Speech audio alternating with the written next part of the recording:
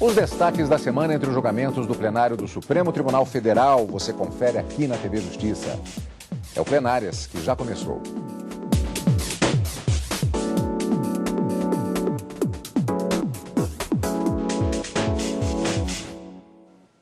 Hoje com os principais momentos das sessões dos dias 12 e 13 de junho de 2019.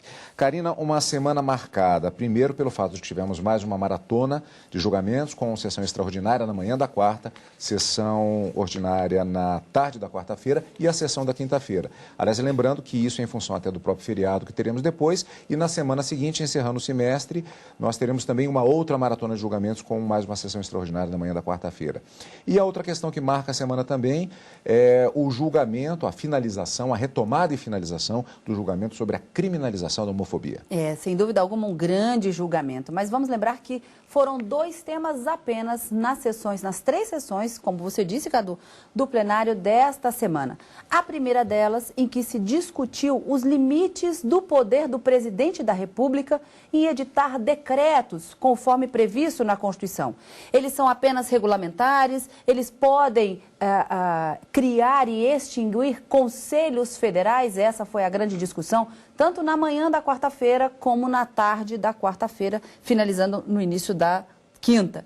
E na quinta-feira, depois de longas 6 sessões plenárias, o Supremo definitivamente concluiu o julgamento de um mandado de injunção da relatoria do ministro Edson Fachin e da ação direta de inconstitucionalidade por omissão, uma ação que foi criada com a Constituição de 88, da relatoria do ministro Celso de Mello, em que os autores pediam a criminalização da homofobia diante da omissão legislativa do Congresso Nacional em criminalizar aquelas condutas ofensivas à comunidade LGBT. Então, o que se buscava nessa ação era que se desse uma interpretação à legislação do racismo que já existe, para que essas ofensas, sejam por discriminação ou preconceito por orientação sexual ou identidade de gênero, fossem consideradas também crime de racismo e assim poderia o judiciário aplicar essa legislação para coibir esse tipo de conduta contra essa comunidade LGBT. Crimes de homofobia e transfobia foi a grande discussão na quinta-feira, concluindo o julgamento dessas 2 ações, tanto do mandado de injunção como da ação direta de inconstitucionalidade, em que ficou por maioria definido que existe sim uma omissão do Poder Legislativo, entenda Congresso Nacional, em legislar sobre essa matéria. Até que a lei seja criada, os juízes estariam autorizados a utilizar, por analogia, a lei do racismo para criminalizar essas condutas homofóbicas ou transfóbicas, como o próprio ministro Celso de Mello, por várias vezes no seu voto falou. Nós falamos em 2 temas, parece pouco, mas como nós vamos ver no programa de hoje, tem muita coisa para a gente fatiar em termos dos acontecimentos da semana. Vamos começar, portanto, com a sessão da quarta-feira pela manhã, sendo que, na verdade, antes da sessão da quarta-feira, vamos lembrar que o plenário do STF julgou, portanto, já naquela sessão, começando a ação direta de inconstitucionalidade contra dispositivos do decreto do presidente Jair Bolsonaro, que, como já adiantou a Karina, extinguiu e redimensionou diversos colegiados da administração pública. Bom, antes de acompanhar como foi o julgamento, nós vamos saber um pouco mais sobre o tema. A ação direta de inconstitucionalidade foi proposta pelo Partido dos Trabalhadores. Na ADI, o PT afirma o direito da representação popular na administração pública, que seria garantido pelos conselhos de representantes das empresas estatais. De acordo com a ação, esse direito estaria ameaçado com a publicação do Decreto 9.759 de 2019. O instrumento jurídico foi acompanhado de pedido de liminar. O Partido dos Trabalhadores também afirma que o decreto presidencial invade a competência do Congresso, que teria a prerrogativa de criar leis que extinguem ou criem órgãos na administração pública. Por meio da ação, o PT diz que a extinção de colegiados na administração pública federal descumpre o princípio da segurança jurídica. De acordo com o decreto, as novas regras entrariam em vigor no dia 28 de junho. No julgamento da ação, os ministros do Supremo Tribunal Federal devem responder se o decreto tem caráter liminar, se ele viola ou não o princípio da segurança jurídica e participação popular e se é necessária uma lei para eliminar colegiados da administração pública federal, incluindo aqueles que não constem a indicação de competência ou dos membros que o compõem. Pois é, e aí o plenário do Supremo Tribunal Federal começou a julgar na manhã da última quarta-feira esta ação contra o decreto do presidente da República, que, repetindo, extinguiu conselhos da Administração Pública Federal. Vamos rever como foi o início deste julgamento com os argumentos apresentados em plenário e o voto do ministro relator Marco Aurélio. Na ação, o Partido dos Trabalhadores questiona a constitucionalidade do decreto editado pelo presidente Jair Bolsonaro, que extingue colegiados da Administração Pública Federal. Segundo o PT, a medida viola a Constituição Federal, que prevê que este tipo de extinção deve ser feita em forma de lei pelo Congresso Nacional. Não pode o presidente da República, sem ouvir o Congresso Nacional, sem lei no sentido formal, não pode ele extinguir os órgãos da administração. O advogado-geral da União defendeu o decreto presidencial.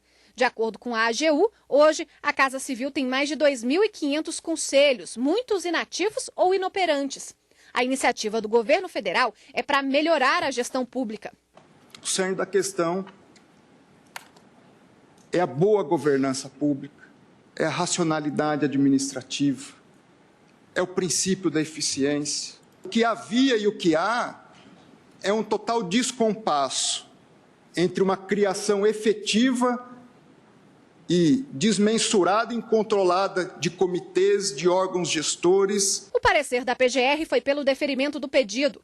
Segundo o vice-procurador-geral da República, além do decreto ser inconstitucional, a participação da sociedade civil nas políticas públicas é fundamental e precisa ser incentivada. A pluralidade é fértil. Cada qual desses 11 ministros e ministras traz em si uma profunda sabedoria e um profundo conhecimento.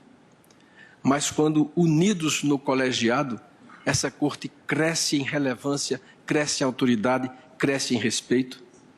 Assim também são as decisões tomadas pelos órgãos públicos quando escutam nos conselhos as vozes plurais da sociedade. O ministro Marco Aurélio, relator da ação no plenário do Supremo, foi o único a votar na sessão. O ministro disse que o decreto atropela a legislação e cria um atalho de gestão. O voto dele foi pela suspensão parcial do decreto na parte em que extingue órgão colegiado criado por lei. Afastar até o exame definitivo desta ação direta de inconstitucionalidade a possibilidade de ter-se a extinção, por ato unilateralmente editado pelo chefe do Executivo Nacional, de colegiado cuja existência encontre menção em lei em sentido formal.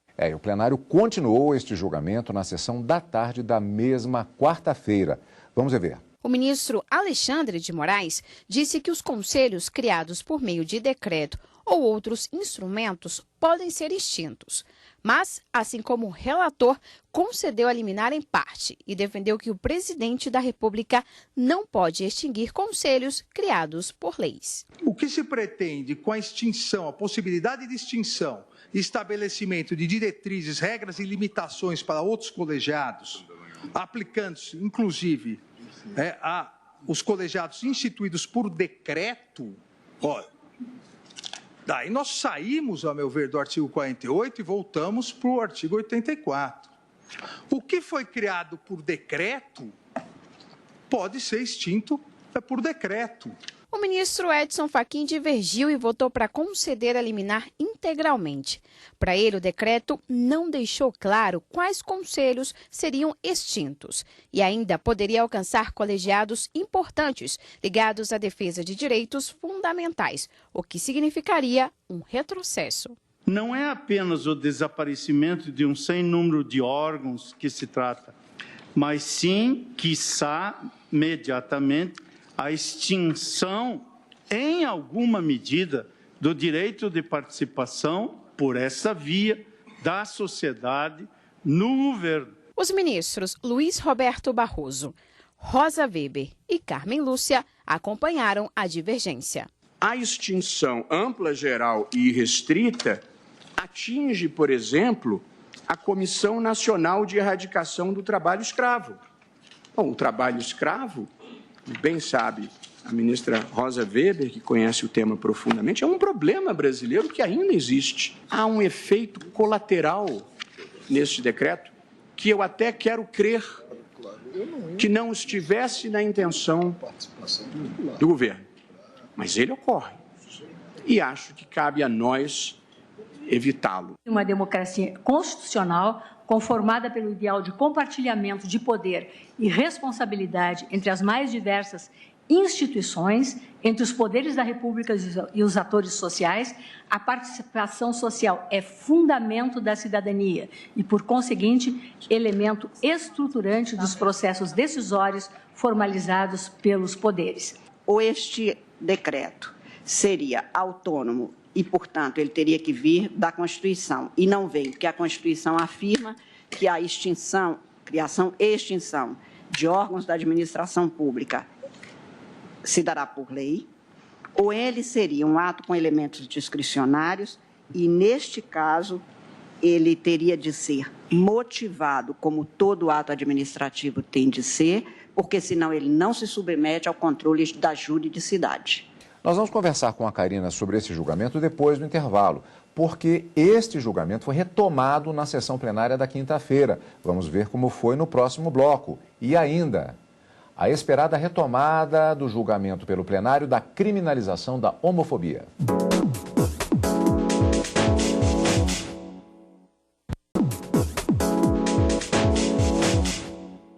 Estamos de volta com o Plenárias. Julgamento predominante nas duas sessões plenárias da quarta-feira foi encerrado na sessão da tarde da quinta. Lembrando, o Supremo Tribunal Federal decidiu pelo impedimento do presidente da República de extinguir conselhos federais criados por lei. Os votos dos ministros Dias Toffoli e Gilmar Mendes concluíram o julgamento sobre o decreto de abril do presidente Jair Bolsonaro, que permite a extinção de conselhos da administração pública federal. Os dois seguiram o relator, proibindo o governo de pôr fim a conselhos criados por lei. Eu vou pedir vênia divergência para acompanhar o ministro relator concedendo parcialmente a cautelar. Neste decreto, nós tivemos algum tipo de aprendizado. Norma mal feita causa confusão. É quase que inevitável a edição de novo decreto para esclarecer as situações de perplexidades que já graçam nas plenárias dos ministérios e em todos os lugares. A própria AGU está sendo chamada a esclarecer se uma dada entidade, inclusive entidades que compõem agências reguladoras, foram ou não extintas por força do decreto. Portanto, gerou mais insegurança do que segurança. Com a decisão, os conselhos criados por decretos ou outros instrumentos podem ser extintos por decisão do presidente da República. Segundo o decreto, a extinção desses órgãos está marcada para o próximo dia 28 de junho. Alguns conselhos, não vou me referir a um apenas, alguns conselhos permanecerão como estão, outros poderão ser redimensionados, alguns fundidos, até por uma correlação. A notícia que nós temos é que há um grande número de conselhos que há anos sequer se reúnem, né? Então não há uma operacionalização das suas atividades, o que demonstra que não eram necessários. Pois é, Karina, a decisão, ou melhor, a expectativa que havia era da validade desta extinção desses conselhos a partir do dia 28. Com a decisão, portanto, isso não acontece, mas não...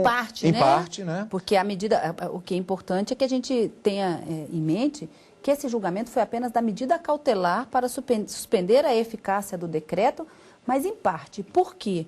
Por unanimidade, os ministros entenderam que somente o decreto, um conselho que foi criado por lei, ele só pode ser extinto por uma outra lei. E que aqueles conselhos que teriam sido criados por meio de decreto só poderiam ser extintos ou por lei ou por um outro decreto. Daí a parcial concessão da medida cautelar. Ficam mantidos aqueles conselhos criados por lei, porque o decreto não pode extingui-los, mas aqueles que foram criados por decreto, assim poderiam. E nesse sentido foi que os ministros traçaram esse limite do poder de regulamentar ou de editar decretos nesse sentido ou nesse panorama que foi discutido tanto na quarta-feira como na quinta-feira.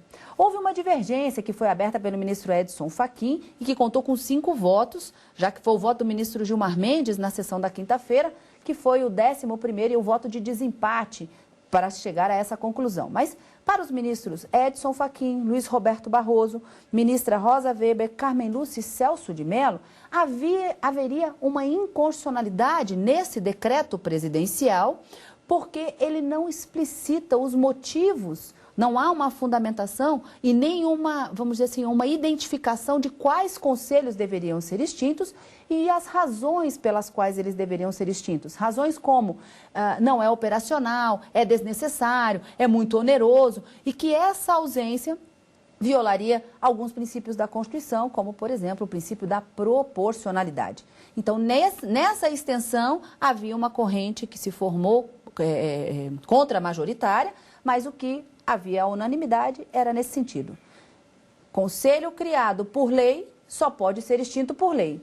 Conselho criado por decreto poderá ser extinto por decreto ou mesmo por lei, que seria algo maior.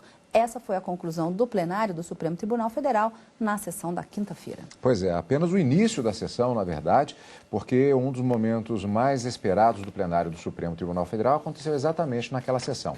A continuação do julgamento da criminalização da homofobia. Para saber mais sobre este tema, vamos rever reportagens sobre a história de uma pessoa transgênero que conseguiu na justiça dar aula de respeito à diversidade para agressores. Essa foi a forma encontrada por uma professora para diminuir a violência e o preconceito. O Brasil é o país que mais comete crimes de violência contra homossexuais. Homofobia. Palavra usada para indicar intolerância, discriminação e vários tipos de violência contra pessoas por causa da orientação sexual ou identidade de gênero. Natália é transgênero e mais uma vítima. Eu ouvi uma palavra que me ofendeu. Eu estava atrasada, mas a palavra chegou no meu ouvido e não deu para continuar. Eu voltei e tomei satisfação. Aí eu levei chutes aqui desse lado, eu senti até uma dor muito forte nessa prótese. E aqui doía muito. Eu lembro que tinham 7 pessoas na pastelaria. 7. Nenhuma delas, assim, para elas ali era um traveco, era sabe, aquela pessoa que não merece nem respeito, nem consideração. O Brasil é o país que mais mata transexuais no mundo. O último levantamento realizado pelo Ministério dos Direitos Humanos aponta que entre os anos de 2011 e 2018 foram registrados 4.422 assassinatos.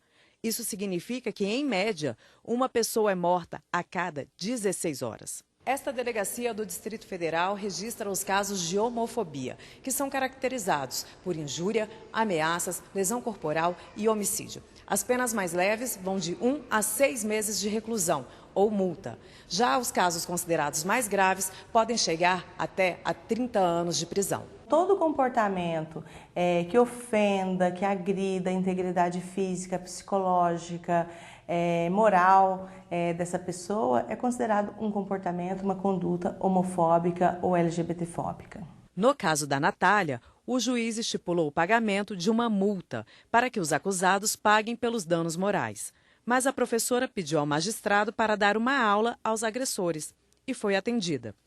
Ela ensinou sobre o respeito à diversidade e a importância de combater a violência e fez um pedido. Parem de nos matar. O julgamento conjunto das duas ações que tratam do tema foi retomado na sessão da quinta-feira, como já dissemos. Vários votos já haviam sido apresentados em sessões anteriores. Vamos rever como estava o julgamento antes do pregão desta quinta-feira.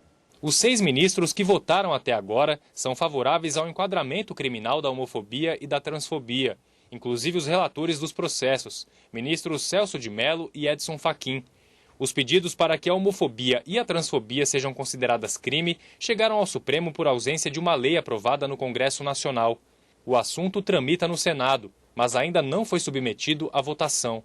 Até agora, a maioria dos ministros votou pela aplicação da pena prevista para o crime de racismo aos atos de homofobia. O julgamento do mandado de injunção e da ação direta de inconstitucionalidade por omissão foi suspenso no final do mês passado. Esta será a 6ª sessão a discutir o assunto. O julgamento deve ser retomado com o voto da ministra Carmen Lúcia. Pois é, então na sessão do dia 13 de junho, última quinta-feira, o Supremo Tribunal Federal enquadrou homofobia e transfobia como crimes de racismo, ao reconhecer a omissão do Congresso Nacional em editar lei específica sobre o assunto. Faltavam apenas os votos de 5 ministros. Eles se manifestaram nessa quinta-feira. A primeira foi a ministra Carmen Lúcia. Ela disse que é clara a inércia do parlamento diante das graves violações vividas por essa população. Assim também votou o ministro Gilmar Mendes. Todo preconceito é violência, toda discriminação é causa de sofrimento. Mas eu aprendi que alguns preconceitos impõem mais sofrimentos que outros, porque alguns são feridas curtidas já em casa, na qual a discriminação castiga a pessoa desde o seu lar. Não há dúvidas de que a conjuntura que se tem no Brasil, como já foi aqui descrito, é de inércia, de dificuldades e de não decisão por razões políticas várias. Esse cenário, inevitavelmente, impõe a necessidade de esse tribunal agir de forma concretizadora, sanando a omissão inconstitucional que implica a violação direta a garantias individuais. O ministro Ricardo Lewandowski reconheceu a omissão, mas afastou a inclusão desses casos na lei de racismo. A extensão do tipo penal para abarcar situações não especificamente tipificadas pela norma penal incriminadora parece-me atentar contra o princípio da reserva legal, que constitui uma garantia fundamental dos cidadãos, que promove a segurança jurídica de todos. Já o ministro Marco Aurélio foi o único a não declarar a omissão do Congresso e prever esses atos como racismo. Julgo improcedente o pedido, deixando de reconhecer, assim, omissão legislativa quanto à criminalização, que não está referida no texto constitucional, específica da homofobia e da transfobia. Último a votar, o presidente do STF afirmou que ficou claro que todos os ministros repudiam atos homofóbicos. No voto, o ministro Dias Toffoli também não equiparou a homofobia ao racismo. Mesmo aqueles com a divergência apresentada quanto à conclusão reconhecem o repúdio à discriminação, o repúdio ao ódio, o repúdio ao preconceito e o repúdio à violência por razões de orientação sexual. O bom seria que não houvesse a necessidade de enfrentar este tema em pleno século XXI, no ano de 2019. Karina, como vimos na reportagem anterior a essa, antes dessa, do Gabriel, falando dos votos que foram apresentados no decorrer do processo até a chegada desta sessão, de uma lei em votação no Congresso Nacional, o que motivou, inclusive, uma questão de ordem apresentada pelo ministro Celso de Mello, quando foi comunicado a respeito deste projeto em votação. Queriam até alegar que não haveria amora alegada nos processos em relação a esse tema. Isso foi debatido pelos ministros e concluíram que, não, além de estar em votação, a amora ainda existe. Exatamente. Durante o julgamento, durante essas 6 sessões que foram dedicadas a esse tema, muito desses projetos de leis foram lembrados nos votos dos ministros, dizendo que, por vezes, era apresentado o projeto, mas ele não seguia para a casa revisora e acabavam sendo arquivados. E que, enfim, mesmo o Senado, tendo comunicado o ministro Celso de Mello, relator da ADO, de que havia um projeto de lei aprovado no âmbito da Comissão de Constituição e Justiça do Senado, em caráter terminativo, ou seja, já seria encaminhado para a Casa Revisora, a Câmara dos Deputados, para a aprovação e a análise, ainda assim os ministros entenderam que o julgamento deveria continuar. Por quê? Porque o processo legislativo de uma lei ordinária, ele tem que passar pelas 2 casas do Congresso Nacional, já que o Poder Legislativo da União é composto por 2 casas, Senado e Câmara. E não obstante o projeto de lei aprovado em ambas as casas, aquilo não se transforma em uma lei automaticamente. Por quê? Ainda precisa de passar pela aprovação do Poder Executivo, do Presidente da República. Então, até que todo esse processo seja concluído, os ministros, por maioria, nesse ponto ficaram vencidos o ministro Marco Aurélio Dias Toffoli, entenderam que o julgamento deveria prosseguir porque a inércia do Poder Legislativo ainda estava caracterizado.